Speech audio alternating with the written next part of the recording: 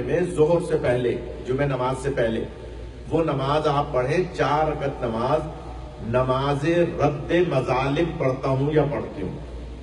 کیا نام ہے؟ رد مظالم. رد مظالم. کیا مطلب رد مظالم کا؟ کہ وہ چھوٹے موٹے گناہ جو ہم بچپن سے کرتے چلے آئے، کسی کا چھوٹا موٹا حق کھا لیا، کسی کا کوئی ہم نے مثلا باہر نکلے کسی کی چپل ہم نے استعمال کر لی بغیر پوچھے، سفر میں ساتھ تھے کسی کا ٹوتھ پیسٹ استعمال کر لیا. حج اور زیارات کے سفر میں اکثر ایسا ہوتا ہے. ذوالقرنین بھائی خدا آپ کے کارواں کو ترقی عطا فرمائے. آپ حج زیارات کا گروپ بنا رہے ہیں، بناتے ہیں، تو جو بھی جاتے ہیں سفر میں بہت سی چیزیں ایک دوسرے کی استعمال کر لیتے ہیں. یہ جو باہر چپلیں اتارتے ہیں نا، ان کو دھیان سے اتارا کریں، ایک دوسرے پہ نالین نہیں رکھیں. اگر کسی اور کی چپلوں پہ آپ نے اپنی چپلیں رکھ دی تو 70 گناہوں میں اضافہ ہوتا ہے. غور فرمائے گا. اگر کسی کی نالین پر نالین رکھ دی آپ نے تو جان بوجھ کے، تو اس لیے نالین کو بہت دھیان سے رکھیں. اسی طرح سے چھوٹے موٹے بہت سارے گناہ ہوتے ہیں جو ہم ان کو گناہ سمجھتے ہی نہیں ہیں.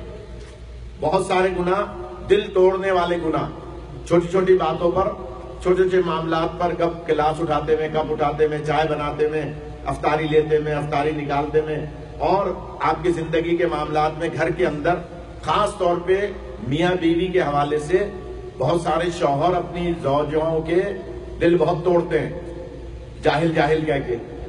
غور فرما رہے ہیں؟ یعنی بہت ساری باتیں معصوم کی منع ہے. کبھی بھی کسی کو جاہل نہ کہیں.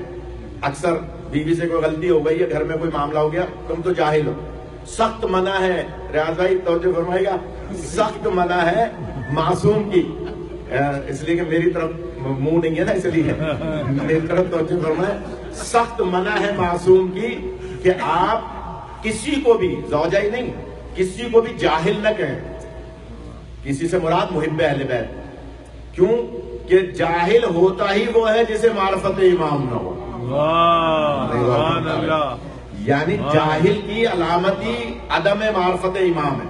اگر تھوڑی بہت بھی امام کی معرفت ہے، جتنی بھی ہے، لیکن اس کو جاہل نہ کہیں. تو میں عرض کر رہا تھا، نماز پڑھیں 4 رکعت نماز، 4 رکعت کے ساتھ، 2 رکعت کر کے نہیں، ظہر اثر کی طرح یا عشاء کی طرح. 4 رکعت نماز رد مظالم پڑھتا ہوں یا پڑھتی ہوں. یعنی وہ مظالم جو ہم بچپن میں یا چاہتے ہوئے یا نہ چاہتے ہوئے، جن کا ہمیں پتہ نہیں ہے، جو ہم بھول گئے، ہمارے بزرگوں سے ہم نے کوئی بدتمیزی کر لی، کوئی ایسا مسئلہ قطع رحمی کر لی، تو یہ رمضان میں ہی ہوتی ہے، یہ نماز اس کے علاوہ نہیں ہوتی. اس لیے اس رمضان کو اللہ کی بہت بڑی نعمت سمجھے.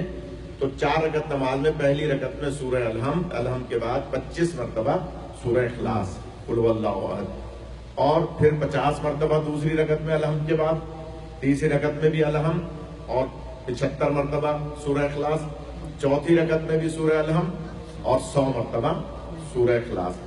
یہ 4 رکعتی نماز عشاء کی طرح ہے، یا آپ ظہر اثر کی طرح پڑھیں.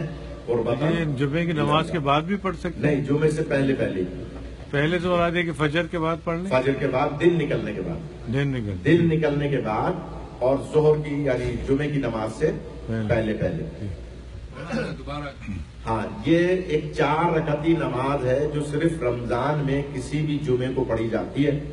زیادہ تاکید اس کی جمعۃ الوداع کی ہے، لیکن جمعے کے دن سورج نکلنے کے بعد اور ظہر کے وقت، جسے نصف النہار کہتے ہیں، یعنی جسے ہم کہتے ہیں زوال کا وقت، زوال کے وقت سے پہلے 4 رکعتی نماز عشاء کی طرح، یعنی 2 کر کے نہیں، 4 رکعت. پہلی رکعت میں سورہ الحمد کے بعد بالجہر، یعنی زور سے پڑھنی ہے، جیسے آپ عشاء کی پڑھتے ہیں یا فجر کی پڑھتے ہیں، اس طرح سے، یا مغرب کی پڑھتے ہیں. بالجہر سورہ الحمد کے بعد 25 مرتبہ پہلی رکعت میں سورہ اخلاص، یعنی جسے سورہ توحید بھی کہتے ہیں. دوسری رکعت میں سورہ الحمد کے بعد 50 مرتبہ سورہ اخلاص. تیسری رکعت میں سورہ الحمد کے بعد 75 مرتبہ سورہ اخلاص. چوتھی رکعت میں سورہ الحمد کے بعد 100 مرتبہ سورہ اخلاص. اور دوسری رکعت میں قنوت بھی پڑھیں گے، جو کہ علامت ہے شیعہ نے حیدر کرار، جو 53 علامتیں بتائی ہیں محبان اہل بیت کی، اس میں یہ ایک قنوت پڑھنا بھی دوسری رکعت میں علامت ہے. ہر رکعت میں الحمدللہ الحمد ضروری ہے، پوری الحمد، تیسری اور چوتھی میں تیسری چوتھی میں بھی، اور وہ تسبیحات اربع نہیں، سورہ الحمد یا جو ہم پڑھتے ہیں تیسری چوتھی رکعت میں اکثر سبحان اللہ والحمدللہ ولا الہ الا اللہ واللہ اکبر نہیں، سورہ الحمد چاروں رکعت میں سورہ الحمد 25 50 75 اور 100 مرتبہ سورہ اخلاص. جی مولانا صاحب اگر شوہر ہے بی بی کا دل دکھایا، بہت کچھ بول دیا تو اس کو معافی مانگ لینا چاہیے. بالکل مانگنا چاہیے. وہ آپ بولو، سبھی لوگ سب سنیں. ہاں ماشاء اللہ اچھی بولو، بات دو کر سے رہے بولو، سب کو بولو. ہیں. ہاں اچھی بات. شوہر اپنے آپ کو دیکھیے، یہ جو مہینہ ہے نا درگزر کا مہینہ، معافی کا مہینہ ہے. اللہ تب معاف کرے گا جب آپ بندوں کو معاف کریں گے. بے شک. اسی طرح سے مغفرت کا مہینہ ہے، رحمت کا مہینہ ہے، آخرت سنوارنے کا مہینہ ہے. تو شوہر بیوی سے اگر معافی مانگ رہا ہے تو اس میں کوئی کباہت نہیں ہے، دل بھی تو توڑ رہا ہے نا. نہیں غور فرمائے. بہت اس اچھی کے بات. آنسو بھی اگر بہہ رہے ہیں. ہاں اس کے آنسو بھی بہ رہے ہیں تو اس کا مطلب یہ ہوا کہ دل ٹوٹا ہے. تو شیرازی صاحب بہت اچھی بات کر رہے ہیں. تو اگر کسی نے اپنی زوجہ کا دل توڑا ہے تو وہ اس سے معافی مانگے، اللہ معاف کرے گا. اور اگر زوجہ نے دل توڑا ہے شوہر کا تو وہ بھی معافی مانگے. بے شک ایسے. یہ یعنی تالی دونوں ہاتھ سے بجتی ہے نا، دونوں طرف سے ہو سکتا ہے معاملہ، لیکن زیادہ تر مردوں